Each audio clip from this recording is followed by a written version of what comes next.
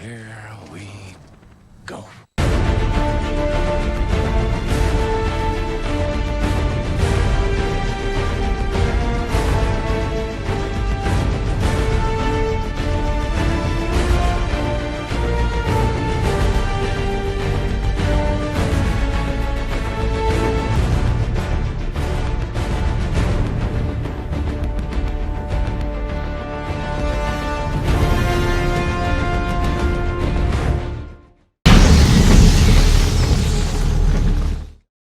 Hello guys, I'm Comic Book Movie Fan Productions, and welcome back to the DC Film Retrospective. Today's film is the fresh reboot of the Batman series that resurrected it after the last series ended up disastrously. Batman Begins. After Batman and Robin put the series on hold for a while, Joel Schumacher, as I've talked about in previous installments of this series, wanted to make a Batman Year 1 film, but eventually dropped out, due to it being apparent that Warner Bros. Was more interested in getting some different people in charge of the series, along with them scrapping any and all sequels and spin-offs connecting to Burton's and Schumacher's Batman series. In between the 8 years that Batman and Robin and this film came out, many people were working on the Batman film, constantly changing rosters. The biggest names being tossed around were Darren Aronofsky to direct, Frank Miller to write, and Ben Affleck to star as Batman, but did Daredevil instead. It's a shame that he never took the role again. But anyways, in early 2003, Christopher Nolan, fresh off of making his first 3 features, following Memento and Insomnia the year prior, was hired to direct, and David S. Goyer was hired to write the script along with Nolan, who had previously worked on the first 2 Blade films and other comic book properties at the time. They cited many inspirations for the film, such as numerous Batman comics, Christopher Reeve's first Superman film with wanting a stacked cast, Blade Runner for the cinematography, etc. Along the way, Christian Bale was cast as Batman, who at the time had to get built for the role, right after getting extremely anorexic for The Machinist. The film was made and released in the theaters in June 2005, where it was a massive critical and financial hit, putting Batman back on the map, along with DC and comic book films getting more attention, the led to this being the first part of a trilogy. But anyways, with the history out of the way, let's get into the plot. The film revolves around billionaire Bruce Wayne, played by Christian Bale in this version. When he was little, he was playing with his friend Rachel Dawes when he saw an oddly shaped rock in his garden. As he was running away from her, he falls in a bat cave underneath the garden. That gives Bruce a major fright, before he is saved by his father. He starts to have nightmares about the bats, and it gets to the point where when he and his parents are attending a play, he gets frightened when a scene in the play reminds him of his nightmares. So he and his parents leave the theater, leading to them getting robbed and his parents being murdered by a mugger, Joe Chill. Bruce is then taken into care by his butler Alfred Pennyworth, played by Michael Caine in this version. Then 14 years after Bruce's parents are murdered, Joe Chill is sent to be released from prison on probation, due to him cutting a deal because he knows vital information about Carmine Falcone, played by Tom Wilkinson, a mob boss who basically runs Gotham by paying off cops, getting massive shipments of drugs, etc. Chill bunked with one of his goons while being in prison, and tells the information and is let off. Bruce, now all grown up, is filled with vengeance and plans to kill Chill himself. But one of Falcone's assassins does it before he is given the chance. Rachel, also grown up and now played by Katie Holmes, finds out about this and it's a shame for him trying to do it. Afterwards, he disappears off the face of the earth, presumed dead for 7 years, as he goes to foreign countries to train and throw himself into danger whenever possible, which is shown in the opening of the film where we see Bruce beat up 6 guys in a foreign prison. He grabs the attention of one Henry Ducard, played by Liam Neeson, who says he can get Bruce what he wants in providing justice to those who have done wrong in the world. Ducard introduces Bruce to the League of Shadows, which consists of ninjas who are very skillfully trained to take out the criminal underworld, the head being Ra's al Ghul, played by Ken Watanabe. Bruce subjects himself to a lot of intense training that improves his stealth skills, fighting techniques, and more as he grows to bond with Ducard, seeing him as a mentor. As Bruce gets the offer to lead the League of Shadows, the only thing he has to do is kill a convicted murderer, as a way of bringing justice in Ra's al Ghul's eyes. Bruce refuses to become an executioner, learning from Rachel earlier that revenge and killing doesn't make you a better person, nor does it make you feel better or take the pain away, so he revolts and burns down the place, killing Ra's al Ghul, but saves Ducard as he heads back to the States to enter back into his own company to try and save Gotham by serving justice, but unlike the League of Shadows, believes that Gotham is not doomed, and plans on serving justice by not killing people. He decides the best option is to dress up in the Batsuit as a way of striking fear into his enemy's eyes.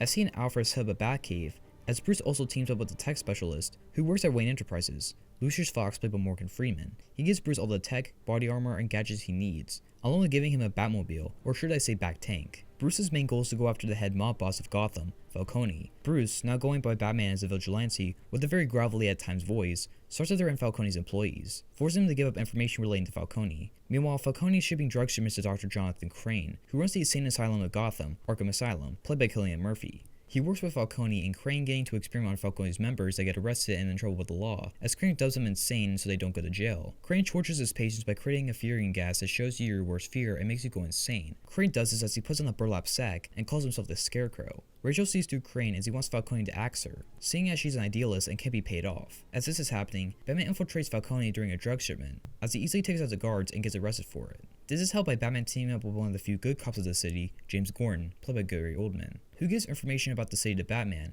since Bruce hasn't been in Gotham for 7 years. Rachel also spreads the information that Batman gives her, and he sees her from Falcone's goons trying to attack her, not knowing it's Bruce, despite they are starting to rekindle their friendship. Crane gets Falcone locked up in his asylum, and turns him insane with the gas. Shortly after, Batman tries going after the Scarecrow, but he uses the gas on Batman and nearly makes him lose his marbles, but is saved by Alfred and Lucius. Rachel is trying to find out how to stop Crane, who she knows is corrupt and gets to visit him at Arkham Asylum, only to be given a different version of the gas that will make her go insane, but also will kill her within a short time window, as he explains that he's been placing the toxins from his gas into the city's water supply. He plans to disintegrate the water supply via a microwave emitter manufactured by Wayne Enterprises that was stolen earlier in the film as a way of getting the toxins out, letting the city destroy itself in the chaos. Batman fights Scarecrow, but since Lucius made him an antidote, isn't affected by the toxins and uses it on Crane, turning him insane as Bruce saves Rachel. And a long car chase ensues in the Batmobile, and Lucius makes more antidotes, mainly for Gordon in the city. Batman interrogates Crane and asks him to give up who he's working for, and he says Ra's al Ghul, but he doesn't believe him.